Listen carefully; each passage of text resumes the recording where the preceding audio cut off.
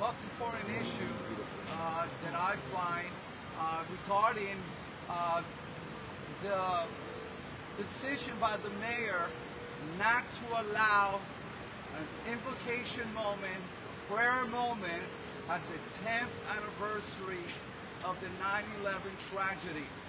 I remember being here on that very Friday, coming with pastors and coming with chaplains, right on ground zero, and seeing first responders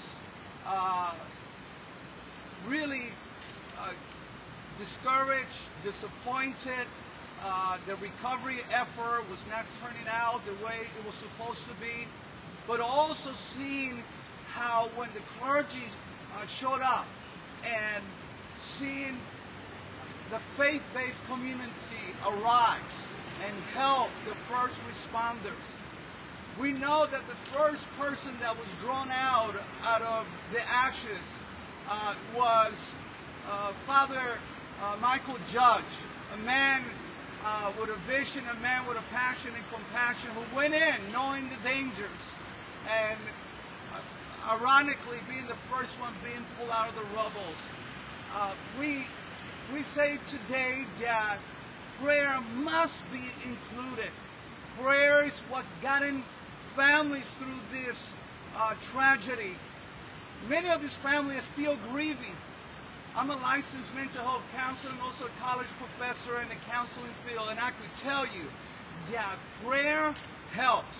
I could tell you that every piece of research substantiates the fact that prayer and spirituality gives fortitude, gives strength to those who have experienced loss. Just a recent research showed us that in the military, dealing with trauma, that there is nothing like prayer and spirituality that can help people deal with post-traumatic stress. The mayor says that there is not enough time. I say there is always enough time for what matters. What about a 1 or 2 minute prayer? We pastors know how to pray short prayers or long prayers. We know how to fit into the schedule. The mayor also says, what about diversity? Who's going to be included? The fact of the matter is that this has never been an issue. At the city council today, we're going to have a member of the clergy. I don't even know who's clergy, from which council member is coming, but we respect every single one of those members of clergy that come in, because we know that they come with the best intentions for the city council and for the community. This has never been an issue in the religious community. Who's included, who's not included. We know how to work that out behind the scenes. 9/11 brought us together. It was all about unity. Americans showed the very best, coming forward, uniting together. We did not allow the terrorists to divide us. That was their intention.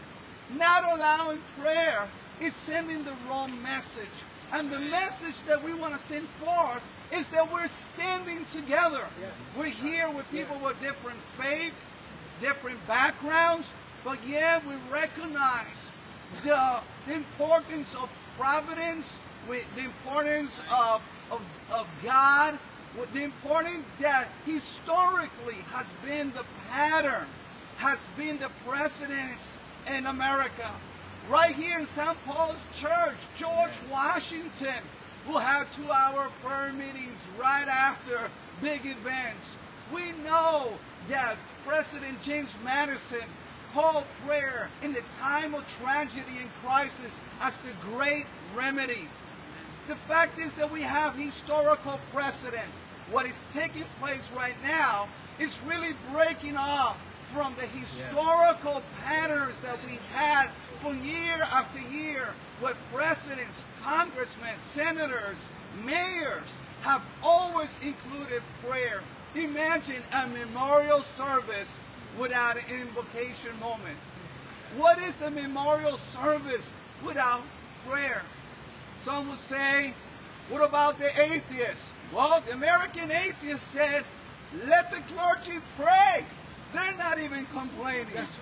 Nobody's complaining. As a matter of fact, everyone is coming together. Some would say, what about a moment of silence? Well, there is something about the power of the word, of the spoken word. This is why the president is going to be reciting a poem. Why not have a silent poem? Actually, it doesn't make any sense. The fact is that there's something to be said about a vocalized prayer. And prayer has been part of the American tradition. It's like apple pie. I mean, we just can't think of having an event of this magnitude that is going to be watched from all over the world. The eyes of the world is going to be in this one event. I know the mayor perhaps was concerned about what the religious communities will say. Well, if you're really listening to what the religious community is saying, they're saying we're standing together, we're going to come together just like we did 10 years ago at Yankee Stadium, and everyone came together and rallied together. Well, we are here to thank Councilman Cabrera for his efforts, important efforts on this common sense issue, and to thank you for inviting us to participate. On the morning of September 11th, Father George Rutler heard a low-flying jet plane sounding too low. When he discovered the news, he rushed to the scene and spent the morning hearing the confessions of firefighters who were entering the building that would soon demolish. He suffered exhaustion in the days to come conducting funeral masses. Father Rutler, you are not welcome at the Ground Zero commemoration, and neither is any other clergy member. Before Todd Beamer's now iconic last words, "Let's roll," he recited the Lord's Prayer with Lisa Jefferson, the GTE airphone operator. But there is no room for this prayer or any prayer at Mayor Bloomberg's event. The decision to ban pastors, prayer, and first responders from the official commemoration of 9/11 at Ground Zero is, as Councilman Cabrera so aptly observed, hollow and strange. When our nation was attacked, Americans didn't say, "Oh, great politicians, please hold a press conference." No, they turned to God for help and solace. And that's the natural thing that Americans do and have always done. But banning religion from this important tragedy, a commemoration of this important tragedy, is just not natural for American or America. In fact, it flies in the face of our long-held tradition of elected officials always having an invocation and clergy present at all points of crisis. It almost feels as if it's an attempt to scrub the history books of the importance of God and faith on that day and the days that follow. Now, perhaps for Mayor Bloomberg, God and faith are not very important. But it is amazingly tone-deaf for him to not know that for most Americans, they are extremely important. And that is why it's no surprise that in just 1 week, over 60,000 Americans signed our petition calling on Mayor Bloomberg to reverse his decision and to have pastors' prayer and first responders at the official Ground Zero commemoration. In addition to over 60,000 people gathered by the Family Research Council petition, 35,000 signed the petition of the American Center for Law and Justice. And there were many other individual petitions and efforts out there to reach Mayor Bloomberg. In fact, we had all of our petitions delivered. They're in a box, in a truck, somewhere in New York City. We know this is a spiritual battle, and perhaps there are sinister influences stopping that truck from arriving at this press conference. But it's an impressive response in just a week to what is a hollow and strange decision by the mayor. Government can only do so much. Politicians can only do so much. The presence of politicians and presidents cannot take the place of clergy, pastors, and prayer.